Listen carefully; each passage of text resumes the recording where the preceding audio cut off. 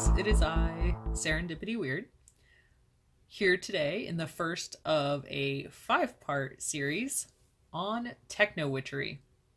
I am working on this subject and creating this content with Charlie Larson over in the Witches Realm on Facebook. Part 1, we are exploring kind of what does Techno Witchery mean? What is it?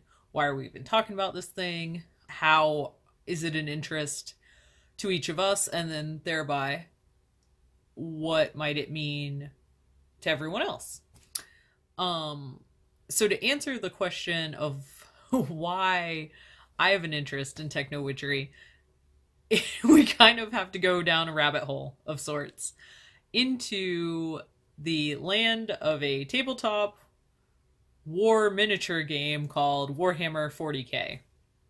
If you're not familiar with this, it's a whole game people play. They buy a whole bunch of little miniatures, they paint them and stuff. That's really cool. I don't do that at all. Just as a thing, I've never played the game. However, I have read several novels based in that universe with some of those concepts by author Sandy Miller, featuring the protagonist Commissar Kane. He's a whole character, pretty amusing to read his whole stories, but that's not really relevant to right now. What is relevant is the concept of tech priest, because in his adventures, he comes across a tech priest now and then. What in the world is a tech priest, you might ask? Well, in this universe, technology from guns and all kinds of things, different war components, what have you, really isn't understood anymore by the Imperium of Man. Humans don't really know how the technology actually works. So it's really kind of magical in that sense if you're viewing it through like witch lens, like I was reading it. There exists a class of people who are tech priests who study as best they can how this stuff works, and part of what's necessary to keep the technology operational are a series of rituals. You have to burn the incense in the right way. You have to speak to the spirit of the machine. This brought me the concept of the machine spirit. Now, also in my life, I have this husband person, and husband person has this way of touching something that is not currently working, and suddenly it decides to work again, even though he does the exact same thing that you've already done to it. It's a little frustrating. So I started like joking with him, like, oh, okay, well, you're just one with the machine spirit, obviously. Well, this may have turned into things like a shrine existing and so on and so forth. And me really kind of considering, well, duh, why wouldn't a machine have a spirit? Huh. All right. Well, we can work with that. And over time, that's kind of become a thing for me. Now, more recently, with all of the work that I do on Facebook, or through Facebook, through the portal of the internet, through computing, reading tarot online, all of these kind of things, like, leads me to think about this even more. And Charlie posited the suggestion that could totally do a series on discussing the correlation of technology and witchcraft. And I am a super fan of that idea because I would like to know and learn better ways to utilize technology actually in my witchcraft. Ooh. Some of the things, so part of why this is in video form has to do with the fact that Charlie and I both asked ourselves 2 questions, just 2. Why am I interested in Techno Witchery? And how does it play a part in my current life? I think those were the questions. Maybe. Why am I exploring it? There we go. Close enough. So in answering that, in my like journaling out and writing, you know, like, hey, why is this a thing for me? Why do I want to go into depth for, you know, 10 weeks on this subject? The answer was like 3 pages long. So I thought it might be more interesting to do a video on this, and y'all can listen to me ramble about why I think an integration of technology and witchcraft is important. So, as I've already alluded to, there is some precedence for this to be a concept if you're willing to look at fiction and a fictional universe for some information on that. There's definitely, you could actually glean a lot of interesting thoughts from the Warhammer 40k world and the machine god and the concept of the machine spirit. From that, though, I kind of jumped to, especially because in that world, the Imperium of Man, as I said, like, doesn't really have an understanding of how or why these machines were built and how they function. So it's like, okay, something breaks down. How do I get it working again? Okay, well, maybe I fiddle with this and maybe I do this, but I better light this incense. I better appease the spirit of the machine. Which led me to think, like, when we look back on kind of like human understanding of natural phenomena, we see deities and spirits being a source of explanation for those. So things that we didn't have words to describe, for instance, how lightning happens or why lightning happens. And then we have a whole host of like deities and spirits to explain that, right? So if that could happen with natural phenomena, why couldn't that be applied to the concept of technology? When we didn't have scientific explanation, we had magical thinking. And I get that this isn't 100% like equatable, because obviously we know how the technology works because there are people who built it, but like us, the everyday users of this technology, those of us who are not computer engineers or network engineers or what have you, who are not in the nitty-gritty engineering aspect of these things, we don't know how this crap works, right? Like, it's just kind of, I press some buttons on my phone and like I have the source of all knowledge. That is magical, to me at least. And I have like some basic understandings of how a computer works and how a network works and stuff like that.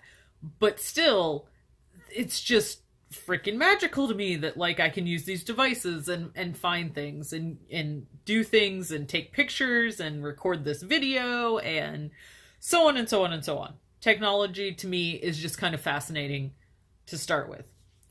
Also, if we consider technology, I think now in our modern age, we have this concept of technology really being computers, being something electronic. Technology, if again we're gonna apparently step into the world of like video games and such,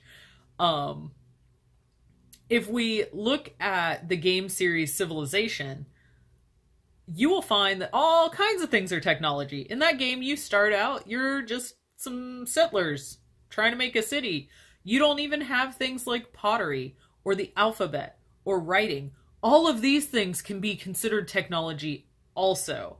And we utilize that every day in our witchcraft. One of the most like put forward concepts on how to deal with anything is journaling. Without the technology of writing, we wouldn't even be able to do that. So to immediately dismiss technology as being unnatural to magic or witchcraft doesn't make a lot of sense in my worldview, because we've incorporated all these other forms of technology that we've gathered up and learned and created over time, which could lead to an entire discussion about unnatural versus natural. Witchcraft has, I think, A lot of people, a lot of what I see when I read things, if I'm looking into what clothing should I wear in a ritual, what should I do to build an altar, what should I make my wand out of, what should I make an athame out of, what components should I use in the spell, etc. Generally speaking, with no hard data to back this up, but I've never seen anybody say anything to the contrary, so there's that. Generally speaking, the components that are listed, the correspondences that are listed, are of the natural world. These concepts get bandied about as if they are hard and true facts, because I feel because a lot of what people come to in witchcraft kind of comes out of like the Wiccan world and nature-based religious thought processes. Obviously, if you're worshiping nature and your magic is springing out of that, then it does make sense that you're really relying on natural components. You really want to, have things made of wood and stone. You want your fabrics to be natural. But what if that's not actually necessary? Like, what if that's not actually the hard and fast rule? Especially as technology becomes so much more pervasive throughout our culture, our society. It's every freaking where. You can't go anywhere without some kind of a screen looking at you. You go to try to eat dinner in a restaurant. There's televisions everywhere. Stuff like that. Technology is everywhere. I feel like, personally, to completely decide not to incorporate that in some way, or to ignore its existence in terms of my witchcraft, my spellcraft, my magic, what have you, would be kind of silly. Especially if I'm only basing that on the fact that people say you should use natural things. Okay, cool. But, like, what if I consider the fact that humans are natural? So does that extend to anything that we make is also a part of the natural world? Because we made it. Like, if an animal digs a hole, it's still natural. I get that that's a really bad analogy, but that's okay. We're just going to roll with it. I would consider, that hole isn't suddenly an unnatural object because something created it. That's where I'm trying to go with this. Anyway, that's a whole nother topic that's related but not related, so what have you. My point is that there are lots of things that we consider to be unnatural due to the fact that they are human-made. And we instantly discount those from having a place in spiritual practice or having a place in magic and witchcraft. And I personally think that's silly. And I want to explore how to use these things. Do they add or do they detract? Because right now, the message I'm hearing from all different corners is that these things detract. Some people even go so far as to say, don't bring your phone out to play music during your ritual, because that's going to disrupt your energy. Certainly don't bring it in the circle. Oh my goodness. No way, no how. No phones in the circle. And I get where that's coming from. I really do. There are a lot of negatives to the attraction and addiction that many of us have with our smartphones. So I get it. But at the same time, these are portals that let us explore a greater world than we're existing in. So that's pretty magical. How can we use that? We are witches. How can we take these things and use them to our advantage? I think it totally warrants further exploration. So on that subject, also, part of this desire for me to really delve into Techno Witchery is that it's experiential from my point. I've taken part now in some online rituals with no one being conceivably even in the same state, country, what have you. And it was amazingly powerful. The energy I felt around me, just more intense than things that I have felt IRL, in the real world, in real, intangible physical space with other people. And that to me was mind-blowing and incredible. Until I experienced those things, did not realize that that was possible. So additional little fundamental shifts to like how I'm viewing Techno Witchery. So at this point, I have total desire to just delve into this subject across the board and really learn how we can grow our magic through incorporating our technology into what we're doing and not running from it, not shunning it, not immediately just saying, well, that's unnatural. And it has no place, or that's electronic and it has no place. I am here to explore that perhaps unnatural and human-made components and technology contain spirits, just as we often credit natural items containing spirits. Many, many, many, many, many, many, many witches, like I can't even think of a witch that I know that wouldn't agree that a crystal, that a stone or a crystal or their wand or their athame has some sort of a spirit that they commune with, that plants have spirits that we commune with. Why can't our smartphone have a spirit? Why can't our computer have a spirit? Why can't the ceiling fan have a spirit? Why can't my toaster have a spirit? And maybe I'm just far more animistic than I ever realized, but I talk to all of these objects and they perform happily for me generally, it feels like. I don't have quite the connection that, like, say the husband does, where he's some kind of machine whisperer, but it's in my worldview, this is totally a thing. I am here to say that we can work with and through these unnatural channels and develop energetic connections. We can include technology in our witchcraft, in our spell work, in our magic. I don't want to be afraid of what I don't know about. We do not have to automatically think that technology is a bad thing that immediately should be dismissed. We just don't have to think that.